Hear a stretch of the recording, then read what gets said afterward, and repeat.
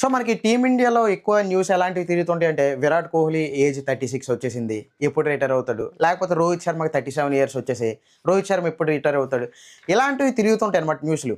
So అలాగే ఈ fans అనుకోవడంతో పాటు క్రికెట్ దిగ్గజాలు కొంతమంది ఉంటారు. సునీల్ గవాస్కర్, కపిల్ దేవ్ సీనియర్స్ అన్నమాట. వీళ్ళు కూడా ఈ మన విరాట్ కోహ్లీ గాని, రోహిత్ శర్మ గాని వీళ్ళ రిటైర్మెంట్ గురించి వాళ్ళ ఒపీనియన్స్ గట్టా చెప్తుంటారన్నమాట. ఇంతకుముందు విరాట్ కోహ్లీ గురించి సునీల్ గవాస్కర్ కూడా తన ఒపీనియన్స్ చెప్పాడు. అవి చాలా కాంట్రవర్సీ కూడా జరిగేవి.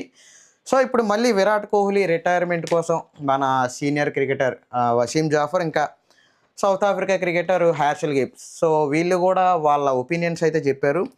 సో యాక్చువల్గా వీళ్ళిద్దరూ ఏం చెప్పారో మనం చూసుకుంటే, ఫస్ట్ వసీం జాఫర్ విరాట్ కోహ్లీ గురించి ఏం చెప్పారో చూసుకుంటే, విరాట్ కోహ్లీ ఇంకా 3 to 4 ఇయర్స్ క్రికెట్ ఆడగలడు. విరాట్ కోహ్లీ సచిన్ టెండూల్కర్ రికార్డు ఏదైతే ఉందో 100 సెంచరీల రికార్డు అన్ని ఫార్మాట్లో కలిపి ఆ రికార్డును కూడా బ్రేక్ చేసేయగలడు.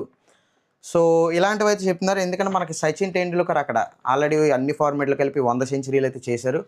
యాక్చువల్గా ఈ సచిన్ 100 సెంచరీల రికార్డు అప్పుడు సచిన్ ఎప్పుడైతే క్రియేట్ చేశాడో అందరూ ఏమనుకున్నారంటే అసలు ఈ రికార్డ్ని ప్రపంచ క్రికెట్లో ఎవరు బ్రేక్ చేయలేరు, అసలే దీన్ని బ్రేక్ చేయడం కాదు కదా, అసలు దరిదాపుల్లో కూడా రాలేరు అని అనుకున్నారు. ఎప్పుడైతే అనుకున్నారో విరాట్ కోహ్లీ 2010 నుంచి కన్సిస్టెంట్గా తన పర్ఫార్మెన్స్ ఎప్పుడైతే చేయడం మొదలుపెట్టాడో ఆల్రెడీ దరిదాపులకు వచ్చేసాడు. ఇప్పుడు విరాట్ కోహ్లీ సెంచరీస్ చూసుకుంటే అన్ని ఫార్మాట్లు కలిపి 82 సెంచరీలు ఉన్నాయి. ఇంకా సచిన్ టెండూల్కర్ రికార్డ్ బ్రేక్ చేయడానికి కేవలం 18 సెంచరీలు మాత్రమే మిగిలాయి అనమాట.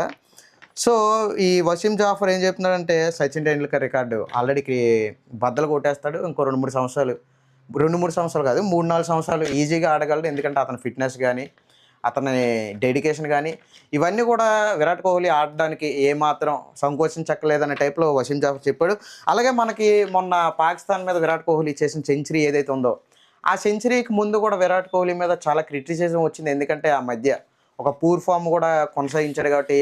అంతకుముందు చేసిన సెంచరీ ఎప్పుడో ఒక 450 రోజులు పైగా ఇంత గ్యాప్ వచ్చింది కానీ సెంచరీ చేయలేదు, ఇంకా విరాట్ కోహ్లీ ఆడడం అవసరం, ఇలాంటివి అయితే మనకు కామెంట్స్ వచ్చేవి. బట్ ఆ పాకిస్తాన్తో సెంచరీ ఎప్పుడైతే చేశాడో అలాంటి కామెంట్స్ చేసే వల్ల నోరులన్నీ కూడా మూసుకుపోయాయి. దాంతోపాటు హ్యార్షెల్ గిబ్స్ కూడా విరాట్ కోహ్లీ ఆ రిటైర్మెంట్ గురించి కూడా సేమ్ వసీం జాఫర్ అలాంటివి చెప్పాడు. ఎందుకంటే విరాట్ కోహ్లీ ఫిట్నెస్ కానీ ఇదంతా కూడా చాలా డెడికేషన్తో ఉంటాడు, చాలా కఠినంగా ఉంటాడు ఫిట్నెస్ విషయంలో. విరాట్ కోహ్లీ ఇంకొక 4 సంవత్సరాల పాటు ఈజీగా కొనసాగలడు. అలాగే హ్యార్షెల్ గిబ్స్ విరాట్ కోహ్లీని ఒక క్రికెటర్తో అయితే, అది కూడా ఒక దిగ్గజ క్రికెటర్తో అయితే కంపేర్ చేశాడు. ఆ దిగ్గజ క్రికెటర్ ఎవరు కాదు, ఏబీ డివిలియర్స్ అనమాట. యాక్చువల్గా ఏబీ డివిలియర్స్తో విరాట్ కోహ్లీని ఎందుకు కంపేర్ చేశారో నాకు తెలియదు. కానీ ఎందుకంటే గేమ్ పరంగా చూసుకుంటే విరాట్ కోహ్లీ ఒక డిఫరెంట్ గేమ్ ప్లే ఉంటుంది. అలాగే ఏబీ డివిలియర్స్ అంటే అది ఒక డిఫరెంట్ గేమ్ ప్లే ఉంటుంది. యాక్చువల్గా ఏబీ డివిలియర్స్ని ఏంటంటే మన మిస్టర్ 360 అన్నట్టు మనకి ఇండియన్ మిస్టర్ 360 సూర్యకుమార్ యాదవ్తో అంటే గేమ్ పరంగా కంపేర్ చేసేవాళ్ళు. కాకపోతే హ్యార్షెల్ గిబ్స్ ఇక్కడ ఏబీ డివిలియర్స్తో కంపారిజను ఆ స్టైలు కంపేర్ చేశాడని నేను అనుకోవట్లేదు. ఆ కన్సిస్టెన్సీ కానీ ఆ డెడికేషన్ కానీ ఇలాంటి విషయంలో కంపారిజన్ చేశాడని నేను అనుకుంటున్నాను. సో అంతేకాకుండా ఏబీ డివిలియర్స్ విరాట్ కోహ్లీ గురించి ఏం చెప్పాడంటే ఏ విరాట్ కోహ్లీకి మించిన చేజ్ మాస్టర్ ఎవరు లేరు. ఎందుకంటే చేజింగ్లో కూడా అతని సెంచరీల రికార్డు విరాట్ కోహ్లీదే ఉంది. అలాగే చేజింగ్ విషయంలో ఎంత బిగ్ స్కోర్ ఆపోజిట్ టీం చేసినా సరే దాన్ని చేసే విషయంలో విరాట్ కోహ్లీ అసలు ప్రెజర్ ఏమీ తీసుకోడు, ఈజీగా చేసేస్తాడు. సో విరాట్ కోహ్లీ అప్పుడే రిటైర్మెంట్ అవ్వాల్సిన అవసరం లేదు, ఇంకా 3 to 4 ఇయర్స్ లాగించవచ్చు అని చెప్తున్నారు.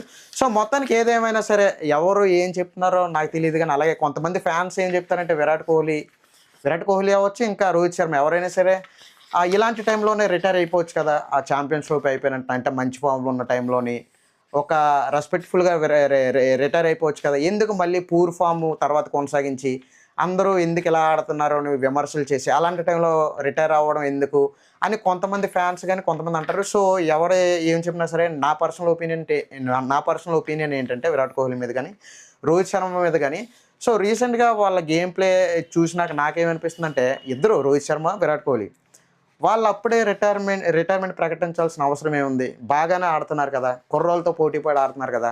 ఇప్పుడు విరాట్ కోహ్లీకి ఉన్న ఫిట్నెస్ మన కుర్రోళ్ళలో ఎవరికి ఉంటుంది? రోహిత్ శర్మ చూస్తే అలాంటి ఓపెనింగ్స్ ఇస్తాడు, స్టార్టింగే ఓపెనర్గా బ్యాటింగ్కి వచ్చి అలాంటి పవర్ ప్లేలో అంత ఫాస్ట్గా ఎవరు చేయగలరు? సో బాగా ఆడుతున్నప్పుడు కేవలం ఏజ్ పెరుగుతుంది కాబట్టి రిటైర్మెంట్ ప్రకటించాల్సిన అవసరం ఏముంది? ఇప్పుడు మనకి జస్ట్ ఒక చిన్న టీం ఆఫ్ఘనిస్తాన్లో లాంటి చిన్న టీంలో ఉన్న నబీయే 40 సంవత్సరాలు వచ్చినా ఇంకా క్రికెట్ ఆడుతున్నారు. అలాగే మన సచిన్ టెండూల్కర్ గారు ఎన్ని సంవత్సరాలకి రిటైర్మెంట్ ఇచ్చారు. సో ఇంత తొందరగా రిటైర్మెంట్ ఇచ్చేయాల్సిన అవసరం ఏముంది బాగా ఆడుతున్నప్పుడు. ఒకవేళ వీళ్ళకి అలాంటి కెపాసిటీ గాని, అలాంటి క్యాపబిలిటీ లేకపోతే రిటైర్మెంట్ ప్రకటించొచ్చు. సో బాగా ఆడుతున్నప్పుడు రిటైర్మెంట్ అంత తొందరగా ప్రకటించాల్సిన అవసరం ఏముంది. ఇప్పుడు వాళ్ళిద్దరూ లేని క్రికెట్‌ని మనం ఊహించుకోగలమా? ఒకసారి మీరే ఆలోచించండి. సో నేనేమనుకున్నానంటే అప్పుడే రిటైర్మెంట్ ప్రకటించాల్సిన అవసరం ఏం లేదు. వాళ్ళకి ఇష్టం ఉన్నంత వరకు క్రికెట్‌లో ఇంకా కొనసాగితే అభిమానులు కూడా కొంచెం హ్యాపీగా ఫీల్ అవుతారు. మ్యాచెస్ కూడా మనకు చూడడానికి ఇంట్రెస్ట్‌గా ఉంటాయి. సో ఇది ఈరోజు వీడియో. మీకు గనక వీడియో నచ్చితే లైక్ చేసి మన ఛానల్ సబ్స్క్రైబ్ చేయండి. Thank you.